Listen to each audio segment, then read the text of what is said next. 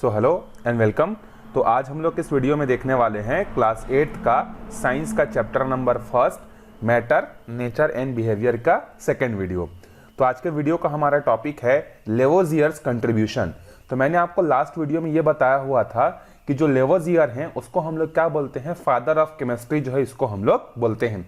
तो ऐसा क्या काम किया इन्होंने जिसे उनका जो है फादर ऑफ केमिस्ट्री का टाइटल मिला, उसके बारे में देखते हैं। Attempts to understand the nature of matter had been going on for centuries, but in the absence of modern instrument, several microscopes remained. अब देखो, हम लोग जो है कई सदियों से जो है हम लोग क्या कोशिश कर रहे थे कि मैटर के नेचर के बारे में समझने के लिए बहुत सारे एक्सपेरिमेंट कर रहे थे, ठीक है। लेकिन ये जो एक्सपेरिमेंट है ये इतने ज्यादा सक्सेसफुल नहीं हो पा रहे थे, क्योंकि मैटर को नेचर को समझने के लिए उसको हम लोग एकदम छोटे से पीस को उसको ब्रेक करके देखना पड़ेगा। लेकिन हमारे समय में उस समय जो है क्या था, माइक्रोस्कोपिक स्टडी जो है नहीं हो पा रही थी, इसीलिए हम लोग कई सारे मैटर के नेचर को हम लोग समझ नहीं पा रहे हैं कि ये जो मैटर है इसका बिहेवियर ऐसा क्यों है, ठीक है। At one time it was thought that one substance could be transform into another. और एक समय के बाद हम लोगों को ऐसा लगा कि कोई भी एक सब्सटेंस को हम लोग क्या कर सकते हैं, किसी दूसरे सब्सटेंस में जो है हम लोग ट्रांसफर जो है कर सकते हैं। For example, when water was distilled in a glass container for a long time, then fine sand-like particles were found in the container. Therefore, people thought that when water is heated for a long time, it get transformed into earth. अब जैसे जब हमारे पास knowledge का कमी था तो हम लोग क्या सोचते थे कि जैसे एक ग्लास में जो है बहुत लंबे समय तक पानी भरा हुआ था, ठीक है, भर के रखते थे हम लोग। तो हम लोग क्या देखते थे कि ग्लास में पानी जो भरा हुआ था काफी लंबे समय तक रखने से क्या होता था कि इसके नीचे वाले हिस्से में जो है कुछ सैंड पार्टिकल्स आ जाते थे। तो लोगों को ये लगता था कि अगर हम लोग पानी को गर्म करेंगे तो पानी जो है क्या है, लिक्विड स्टेट से कन्वर्ट होकर जो है किस में बदल जाएगा, सैंड में बदल जाएगा। मतलब वाटर कन्वर्ट हो जाएगा किसमें, सैंड में, सॉलिड पार्टिकल में। ऐसा पहले सोचा जाता था क्योंकि हम लोग उस समय माइक्रोस्कोपिक स्टडी नहीं कर पाते थे, ठीक है। और लोग यही बोलने लगे कि जो हमारा अर्थ जो बना हुआ है बिल्कुल ऐसे ही बना हुआ है। पहले हमारा अर्थ में पूरी तरीके से पानी था, उसको हम लोगों ने गर्म किया या नेचर ने उसको गर्म किया, जिसके कारण से क्या बन गया, लैंड बन गया, सॉइल बन गया। ऐसा हम लोग सोचते थे। Antoine Laurent Lavoisier, a French chemist, repeated the same experiment. He carefully weighted the entire glass apparatus before the experiment and also after distillation. He noticed that the mass of the apparatus was decreasing. अब देखो, इसी समय में France के एक बहुत बड़े scientist थे जिसका नाम था लेवोजियर। लेवोजियर ने इस ग्लास वाले चीज को उन्होंने एक्सपेरिमेंट किया, फिर से एक ग्लास में पानी लिया और उसके वेट को उन्होंने क्या किया, मेजर किया। और फिर उसके बाद उसको गर्म करने के बाद फिर से उसको क्या किया, उस सिस्टम को फिर से मेजर किया। तो उन्होंने देखा कि पानी का जो वेट है वो क्या होते जा रहा है, डिक्रीज होते जा रहा है। This change was equal to the mass of the sand like particles. और जितना पहले जैसे मान लेते हैं कि पानी और ग्लास का वेट 50 ग्राम था, बाद में गर्म करने के बाद या लंबे समय के बाद जो है वो कितना हो गया, कम हो गया। अब जितना भी कम हुआ है वो किसके बराबर था, जितना सैंड पार्टिकल्स वहां पर बने होते थे। He realized that the type of glass being used was slightly soluble in water. और उन्होंने सोचा कि जिस ग्लास में हम लोग पानी को रखने के लिए यूज कर रहे हैं उस ग्लास का ये नेचर है कि वो पानी के साथ क्या कर सकता है, सॉल्व हो सकता है। The glass would dissolve a little in water and after evaporation it's particle would remain behind. और उन्होंने ये आंसर दिया कि जो ग्लास है वो वाटर के साथ स्लाइटली सॉल्यूबल है, और जब पानी वहां से उड़ जाती है इवापोरेशन से तो वहां पर जो सैंड लाइक जो स्ट्रक्चर जो बचते हैं वो पानी ने नहीं बनाए हैं, बल्कि किसने बनाया है, वो जो ग्लास जो सॉल्यूबल था पानी में उसके रिमेनिंग रेसिड्यू हैं। He concluded that water was not being transformed into earth. उन्होंने समझाया लोगों को कि पानी से अर्थ जो है नहीं बना है। It was only after his that we noticed that start building our modern understanding of the chemical reaction. और इन्हीं के कंक्लूजन के बाद हम लोग जो है क्या किए, मॉडर्न जो केमिस्ट्री में जो क्या बोलते हैं जो रिएक्शंस होते हैं उनको हम लोग समझना जो है क्या किए, चालू कर दिए। चलो कुछ क्वेश्चन दिया है यहाँ पर। Identify matter from among the following. इसमें से कौन सा मैटर है, इसमें से कौन सा मैटर नहीं है। तो कोई भी चीज मैटर होगा जब उसके पास क्या होगा, मास होगा और वॉल्यूम होगा। तो वाटर है क्या, यस। एयर है क्या, यस। चेयर है क्या, यस। स्टोन है क्या, यस। सेंट जो है ये मास और वॉल्यूम ऑक्यूपाई करेगा, yes. Scent of flower, yes. Iron, थॉट्स जो है नहीं होगा, थॉट्स बिल्कुल नहीं होगा। ऑर्डर भी जो है, ये फ्लावर का जो सेंट है ये भी नहीं होगा, तो ये दोनों नहीं होंगे, बाकी सारे क्या होंगे, हमारे मैटर होंगे। अब यहाँ पर देखो क्या बोल रहा है कि 20 ग्राम ए और 40 ग्राम बी, ये दोनों आपस में रिएक्शन किए। कौन कौन रिएक्शन किए, ए और बी। तो ए का वेट कितना है, ए का वेट है 20 ग्राम और बी का वेट कितना है, 40 ग्राम। और ये दोनों रिएक्शन करके हमें क्या प्रोवाइड कर रहे हैं, सी, डी और ई। तो देखो ये दो ए और बी जो रिएक्शन में पार्टिसिपेट कर रहे हैं, इसको हम लोग बोलते हैं रिएक्टेंट। तो रिएक्टेंट का टोटल वेट कितना है, 60 ग्राम। अब सी जो बना वो कितने ग्राम बना है, 25 ग्राम बना है। डी जो बना है वो कितने ग्राम बना है, 15 ग्राम बना है। और ई जो बना है वो कितना है, 20 है। तो इसको भी अगर आप ऐड करोगे तो आप देखोगे कि कितना ग्राम हो रहा है, 60 ग्राम। तो रिएक्टेंट का जितना मास होता है उतना ही मास किसका होता है, उसके रिएक्शन के बाद जो प्रोडक्ट बनता है उसका भी जो है बनता है। तो यहाँ पर लॉ ऑफ कंजर्वेशन क्या होता है, फॉलो होता है।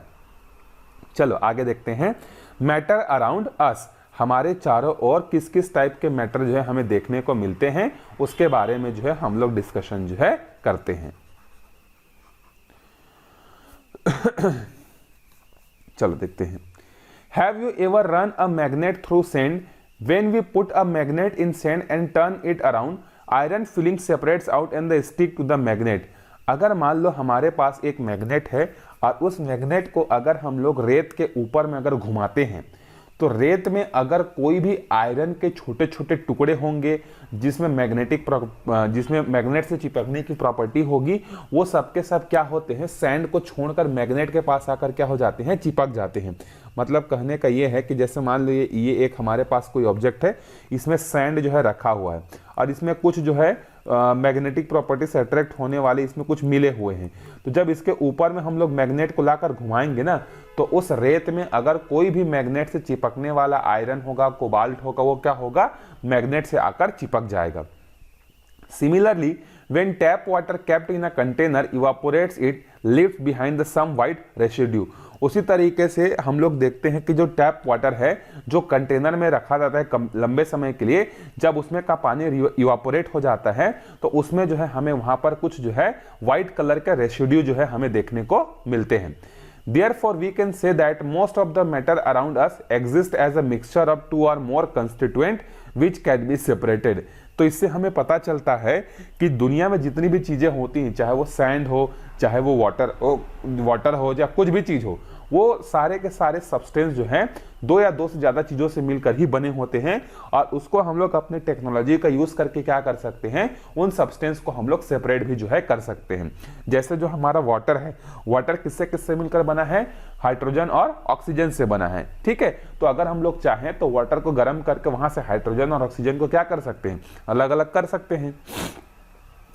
सी water is a mixture of different salt dissolve in water. अगर हम लोग देखते हैं जो समुद्र का पानी जो होता है, सी वाटर जो होता है, उसमें तो और भी बहुत सारे मिक्सचर जो होते हैं वो क्या होते हैं, मिले हुए होते हैं। One of the salt found in the sea water can be separated by the evaporating the water। और सबसे कॉमन चीज जो हमारे समुद्रों के पानी में होता है जिसको हम लोग बोलते हैं सोडियम क्लोराइड। सोडियम क्लोराइड का केमिकल फॉर्मूला होता है NaCl। तो ये जो सोडियम क्लोराइड है इसी से हम लोग क्या बनाते हैं, खाने का नमक बनाते हैं। तो ये जो समुद्र में जो पाया जाने वाला जो पानी है जिसमें सॉल्ट मिक्स होता है, इसको हम लोग इवापोरेशन मतलब गर्म करके उसको हम लोग क्या कर सकते हैं, अलग कर सकते हैं। Similarly cold drink are mixture of sugar, salt and carbon dioxide in water.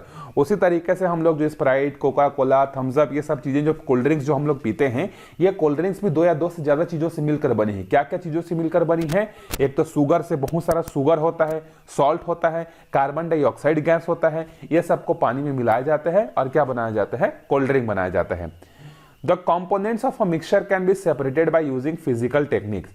कोई भी जो हमारे पास सब्सटेंस है जो दो या दो से ज्यादा चीजों से मिलकर बनी है, उसको हम लोग किसी न किसी फिजिकल टेक्निक का यूज करते हुए हम लोग क्या कर सकते हैं, उसको सेपरेट आउट जो है कर सकते हैं।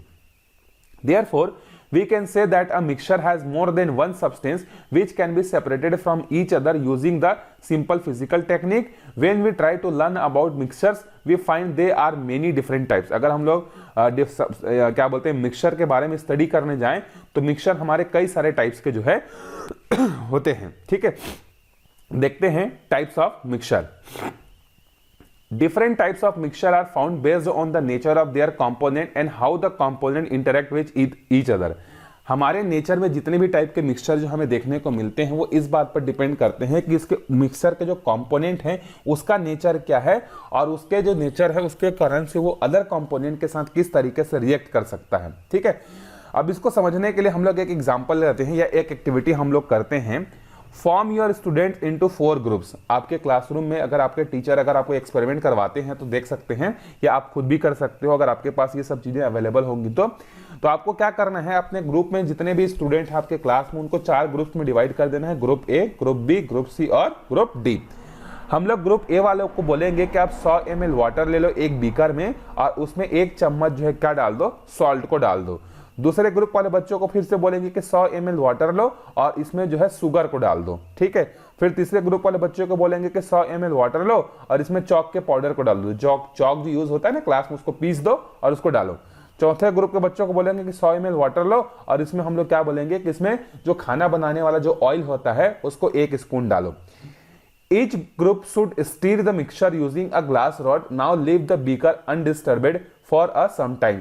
अब इसके बाद हम लोग क्या बोलेंगे सारे ग्रुप के बच्चों को कि कांच के ग्लास से सबको आपस में मिक्स कर दो, इसको कुछ देर तक क्या कर दो, छोड़ दो।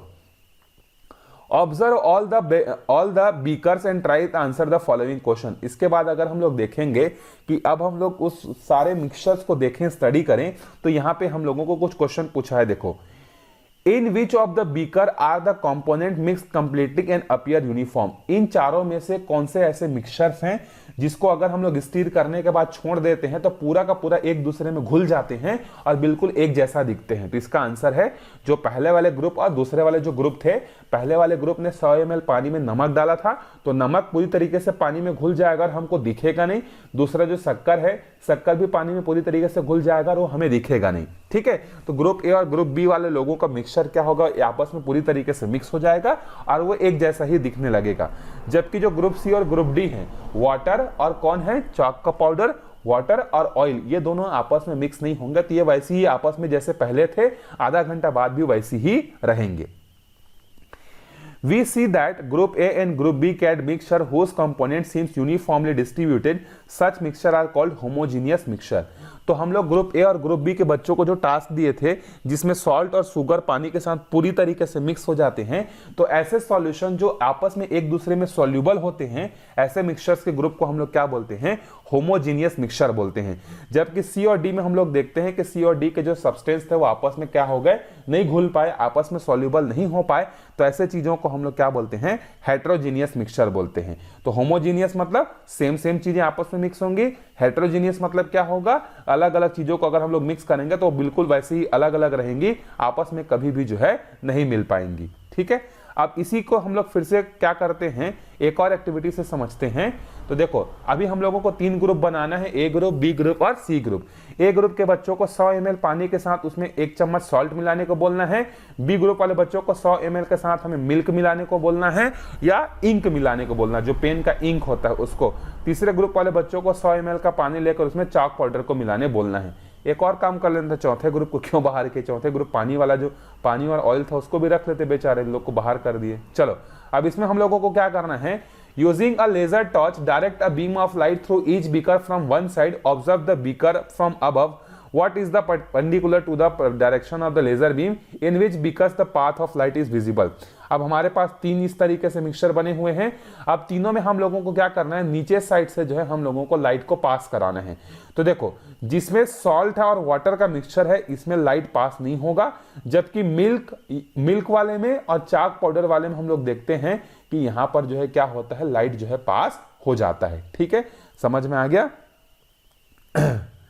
Now leave the 3 beaker undisturbed for the 15 minutes, then observe in which beaker the mixture is stable and in which the particle have started to settle down after some time।